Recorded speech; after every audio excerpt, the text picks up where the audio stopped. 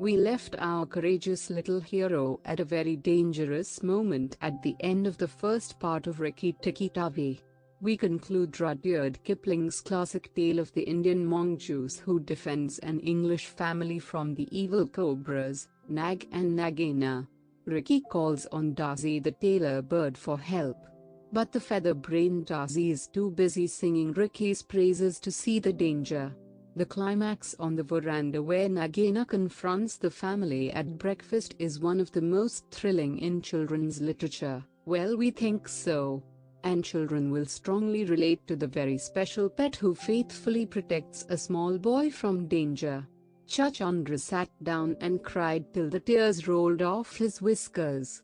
"I am a very poor man," he sobbed. "I never had spirit enough to run out into the middle of the room. HSH. I mustn't tell you anything. Can't you hear, Rikki-Tikki?"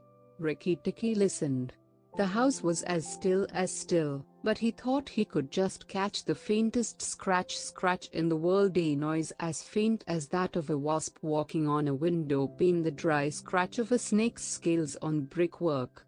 "That's Nag or Nagaina," he said to himself, "and he is crawling into the bathroom sluice. You're right, Chachandra, I should have talked to Kwa." He stole off to Teddy's bathroom, but there was nothing there, and then to Teddy's mother's bathroom. At the bottom of the smooth plaster wall there was a brick pulled out to make a sluice for the bath water, and as Rikki-Tikki stole in by the masonry curb where the bath is put, he heard Nag and Nagaina whispering together outside in the moonlight. "When the house is emptied of people," said Nagaina to her husband, "he will have to go away, and then the garden will be our own again. Go in quietly, and remember that the big man who killed Carrot is the first one to bite. Then come out and tell me, and we will hunt for Rikki-Tikki together." "But are you sure that there is anything to be gained by killing the people?" said Nag. "Everything. When there were no people in the bungalow, did we have any mongoose in the garden? So long as the bungalow is empty, we are king and queen of the garden, and remember that as soon as our eggs in the melon bed hatch, as they may tomorrow, our children will need room and quiet." "I had not thought of that," said Nag. "I will go, but there is no need that we should hunt for Rikki-Tikki afterward. I will kill the big man and his wife, and the child if I can, and come away quietly. Then the bungalow will be empty, and Rikki-Tikki will go." Rikki-Tikki tingled all over with rage and hatred at this, and then Nag's head came through the sluice, and his 5 feet of cold body followed it. Angry as he was, Rikki-Tikki was very frightened as he saw the size of the big cobra. Nag coiled himself up, raised his head, and looked into the bathroom in the dark, and Rikki could see his eyes glitter. "Now, if I kill him here, Nagaina will know, and if I fight him on the open floor, the odds are in his favor. What am I to do?" said Rikki-Tikki. Nag waved to and fro, and then Rikki-Tikki heard him drinking from the biggest water jar that was used to fill the bath. "That is good," said the snake. Now, when Carrot was killed, the big man had a stick. He may have that stick still, but when he comes into bed in the morning he will not have a stick. I shall wait here till he comes. Nagaina, do you hear me? I shall wait here in the cool till daytime. There was no answer from outside, so Rikki-Tikki knew Nagaina had gone away. Nag coiled himself down, coil by coil, round the bulge at the bottom of the water jar, and Rikki-Tikki stayed still as death. After an hour he began to move, muscle by muscle, toward the jar. Nag was asleep, and Rikki-Tikki looked at his big back, wondering which would be the best place for a good hold. "If I don't break his back at the first jump," said Rikki, "he can still fight. And if he fights, oh Rikki." He looked at the thickness of the neck below the hood, but that was too much for him, and a bite near the tail would only make Nag savage. "It must be the head," he said at last, "the head above the hood. And, when I'm once there, I must not let go." Then he jumped. The head was lying a little clear of the water jar, under the curve of it, and, as his teeth met, Rikki braced his back against the bulge of the red earthenware to hold down the head. This gave him just 1 second's purchase, and he made the most of it. Then he was battered to and fro as a rat is shaken by a dog, to and fro on the floor, up and down, and around in great circles, but his eyes were red and he held on as the body cart whipped over the floor, upsetting the tin dipper and the soap dish and the flesh brush, and banged against the tin side of the bath. As he held, he closed his jaws tighter and tighter, for he made sure he would be banged to death, and, for the honor of his family, he preferred to be found with his teeth locked. He was dizzy, aching, and felt shaken to pieces when something went off like a thunderclap just behind him. A hot wind knocked him senseless and red fire singed his fur. The big man had been wakened by the noise, and had fired both barrels of a shotgun into Nag just behind the hood. Rikki-Tikki held on with his eyes shut, for now he was quite sure he was dead. But the head did not move, and the big man picked him up and said, "It's the mongoose again, Alice. The little chap has saved our lives now." Then Teddy's mother came in with a very white face, and saw what was left of Nag, and Rikki-Tikki dragged himself to Teddy's bedroom and spent half the rest of the night shaking himself tenderly to find out whether he really was broken into 40 pieces, as he fancied. When morning came he was very stiff, but well pleased with his doings. "Now I have Nagaina to settle with, and she will be worse than 5 nags, and there's no knowing when the eggs she spoke of will hatch. Goodness! I must go and see Darcy," he said. Without waiting for breakfast, Rikki-Tikki ran to the thornbush where Darcy was singing a song of triumph at the top of his voice. The news of Nag's death was all over the garden, for the sweeper had thrown the body on the rubbish heap. "Oh, you stupid tuft of feathers!" said Rikki-Tikki angrily. "Is this the time to sing? Nag is dead, is dead, is dead," sang Darcy. The valiant Rikki-Tikki caught him by the head and held fast.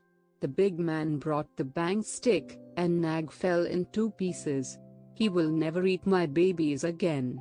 "All that's true enough. But where's Nagaina?" said Rikki-Tikki, looking carefully round him. Nagaina came to the bathroom sluice and called for Nag, Darcy went on, and Nag came out on the end of a stick. The sweeper picked him up on the end of a stick and threw him upon the rubbish heap. "Let us sing about the great, the red-eyed Rikki-Tikki." And Darcy filled his throat and sang, "If I could get up to your nest, I'd roll your babies out."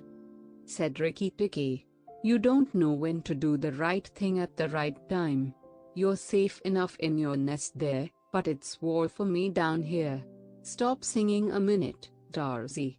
For the great, the beautiful Rikki-Tikki's sake I will stop," said Darcy. "What is it, O killer of the terrible Nag? Where is Nagaina?" For the 3rd time. "On the rubbish heap by the stables, mourning for Nag." "Great is Rikki-Tikki with the white teeth. Bother my white teeth. Have you ever heard where she keeps her eggs? In the melon bed, on the end nearest the wall, where the sun strikes nearly all day. She hid them there weeks ago. And you never thought it worthwhile to tell me? The end nearest the wall, you said? Rikki-Tikki, you are not going to eat her eggs? Not eat exactly, no. Darcy, if you have a grain of sense you will fly off to the stables and pretend that your wing is broken, and let Nagaina chase you away to this bush. I must get to the melon bed, and if I went there now she'd see me."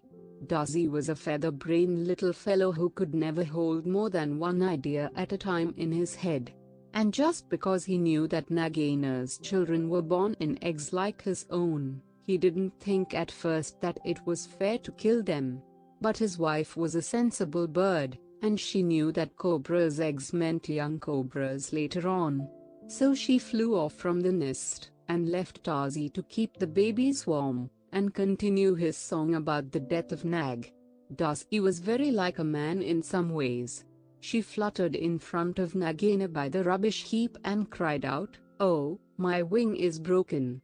The boy in the house threw a stone at me and broke it. Then she fluttered more desperately than ever. Nagaina lifted up her head and hissed, "You warned Rikki-Tikki when I would have killed him. Indeed and truly, you've chosen a bad place to be lame in." And she moved toward Darcy's wife, slipping along over the dust. "The boy broke it with a stone," shrieked Darcy's wife. "Well, it may be some consolation to you when you're dead to know that I shall settle accounts with the boy. My husband lies on the rubbish heap this morning, but before night the boy in the house will lie very still. What is the use of running away? I'm sure to catch you. Little fool, look at me." Darcy's wife knew better than to do that, for a bird who looks at a snake's eyes gets so frightened that she cannot move. Darcy's wife fluttered on, piping sorrowfully, and never leaving the ground, and Nagaina quickened her pace. Rikki-Tikki heard them going up the path from the stables, and he raced for the end of the melon patch near the wall. There, in the warm litter above the melons, very cunningly hidden, he found 25 eggs, about the size of a bantam's eggs, but with whitish skin instead of shell. "I was not a day too soon," he said, for he could see the baby cobras curled up inside the skin, and he knew that the minute they were hatched they could each kill a man or a mongoose. He bit off the tops of the eggs as fast as he could, taking care to crush the young cobras, and turned over the litter from time to time to see whether he had missed any. At last there were only 3 eggs left, and Rikki-Tikki began to chuckle to himself, when he heard Darcy's wife screaming, "Rikki-Tikki, I led Nagaina toward the house, and she has gone into the veranda, and oh, come quickly, she means killing." Rikki-Tikki smashed 2 eggs, and tumbled backward down the melon bed with the 3rd egg in his mouth, and scuttled to the veranda as hard as he could put foot to the ground. Teddy and his mother and father were there at early breakfast, but Rikki-Tikki saw that they were not eating anything. They sat stone still, and their faces were white. Nagaina was coiled up on the matting by Teddy's chair, within easy striking distance of Teddy's bare leg, and she was swaying to and fro, singing a song of triumph. "Son of the big man that killed Nag," she hissed, "stay still. I'm not ready yet. Wait a little. Keep very still, all you 3. If you move I strike, and if you do not move I strike." "Oh, foolish people, who killed my Nag?" Teddy's eyes were fixed on his father, and all his father could do was to whisper, "Sit still, Teddy. You mustn't move. Teddy, keep still." Then Rikki-Tikki came up and cried, "Turn round, Nagaina. Turn and fight." "All in good time," said she, without moving her eyes. "I will settle my account with you presently. Look at your friends, Rikki-Tikki. They are still and white. They are afraid. They dare not move, and if you come a step nearer I strike." "Look at your eggs," said Rikki-Tikki, "in the melon bed near the wall. Go and look, Nagaina." The big snake turned half around, and saw the egg on the veranda. "Give it to me," she said. Rikki-Tikki put his paws one on each side of the egg, and his eyes were blood red. "What price for a snake's egg? For a young cobra? For a young king cobra? For the very last of the brood? The ants are eating all the others down by the melon bed." Nagaina spun clear round, forgetting everything for the sake of the one egg. Rikki-Tikki saw Teddy's father shoot out a big hand, catch Teddy by the shoulder, and drag him across the little table with the teacups, safe and out of reach of Nagaina. "Tricked! Tricked! Tricked! Rikki-Tikki!" chuckled Rikki-Tikki. "The boy is safe, and it was I that caught Nag by the hood last night in the bathroom." Then he began to jump up and down, all 4 feet together, his head close to the floor. "He threw me to and fro, but he could not shake me off. He was dead before the big man blew him in two. I did it. Rikki-Tikki!" Come then, Nagaina. Come and fight with me. You shall not be a widow long." Nagaina saw that she had lost her chance of killing Teddy, and the egg lay between Rikki-Tikki's paws. "Give me the egg, Rikki-Tikki. Give me the last of my eggs, and I will go away and never come back," she said, lowering her hood. "Yes, you will go away, and you will never come back. For you will go to the rubbish heap with Nag. Fight, widow. The big man has gone for his gun. Fight." Rikki-Tikki was bounding all around Nagaina, keeping just out of reach of her stroke, his little eyes like hot coals. Nagaina gathered herself together and flung out at him. Rikki-Tikki jumped up and backward. Again and again and again she struck, and each time her head came with a whack on the matting of the veranda and she gathered herself together like a watch spring. Then Rikki-Tikki danced in a circle to get behind her, and Nagaina spun round to keep her head to his head, so that the rustle of her tail on the matting sounded like dry leaves blown along by the wind. He had forgotten the egg. It still lay on the veranda, and Nagaina came nearer and nearer to it, till at last, while Rikki-Tikki was drawing breath, she caught it in her mouth, turned to the veranda steps, and flew like an arrow down the path, with Rikki-Tikki behind her. When the cobra runs for her life, she goes like a whiplash flicked across a horse's neck. Rikki-Tikki knew that he must catch her, or all the trouble would begin again. She headed straight for the long grass by the thorn bush, and as he was running Rikki-Tikki heard Darzi still singing his foolish little song of triumph. But Darzi's wife was wiser. She flew off her nest as Nagaina came along, and flapped her wings about Nagaina's head.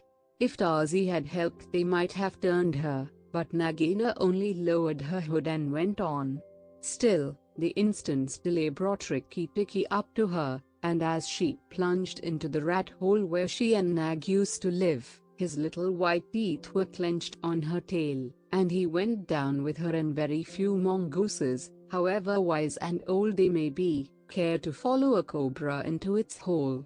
It was dark in the hole, and Rikki-Tikki never knew when it might open out and give Nagaina room to turn and strike at him. He held on savagely, and stuck out his feet to act as brakes on the dark slope of the hot, moist earth. Then the grass by the mouth of the hole stopped waving, and Darzi said, "It is all over with Rikki-Tikki. We must sing his death song. Valiant Rikki-Tikki is dead. For Nagaina will surely kill him underground." So he sang a very mournful song that he made up on the spur of the minute, and just as he got to the most touching part, the grass quivered again, and Rikki-Tikki, covered with dirt, dragged himself out of the hole leg by leg, licking his whiskers. Darzi stopped with a little shout. Rikki-Tikki shook some of the dust out of his fur and sneezed. "It is all over," he said. "The widow will never come out again." And the red ants that live between the grass stems heard him, and began to troop down one after another to see if he had spoken the truth. Rikki-Tikki curled himself up in the grass and slept where he was slept till it was late in the afternoon, for he had done a hard day's work. "Now," he said, when he awoke, "I will go back to the house. Tell the coppersmith, Darzi, and he will tell the garden that Nagaina is dead." The coppersmith is a bird who makes a noise exactly like the beating of a little hammer on a copper pot, and the reason he is always making it is because he is the town crier to every Indian garden, and tells all the news to everybody who cares to listen. As Rikki-Tikki went up the path, he heard his attention notes like a tiny dinner gong, and then the steady ding-dong talk. "Nag is dead dong. Nagaina is dead. Ding-dong talk." That set all the birds in the garden singing, and the frogs croaking, for Nag and Nagaina used to eat frogs as well as little birds. When Rikki got to the house, Teddy and Teddy's mother, she looked very white still, for she had been fainting, and Teddy's father came out and almost cried over him, and that night he ate all that was given him till he could eat no more, and went to bed on Teddy's shoulder. where Teddy's mother saw him when she came to look late at night. "He saved our lives and Teddy's life," she said to her husband. "Just think, he saved all our lives." Rikki-Tikki woke up with a jump, for the mongooses are light sleepers. "Oh, it's you," said he. "What are you bothering for? All the cobras are dead. And if they weren't, I'm here." Rikki-Tikki had a right to be proud of himself. But he did not grow too proud, and he kept that garden as a mongoose should keep it, with tooth and jump and spring and bite, till never a cobra dared show its head inside the walls. And that's the story of Rikki-Tikki Tavi. And Bertie is reminding me that there's a poem that goes with the story. Rikki-Tikki Tavi at the hole where he went in Red Eye called to wrinkled skin. "Hear what little Red Eye saith, nag, come up and dance with death. Eye to eye and head to head, keep the measure, nag, this shall end when one is dead, at thy pleasure, nag, turn for turn and twist for twist, run and hide thee, nag, ha! The hooded death has missed. Woe betide thee, nag." I'll be back soon with another story.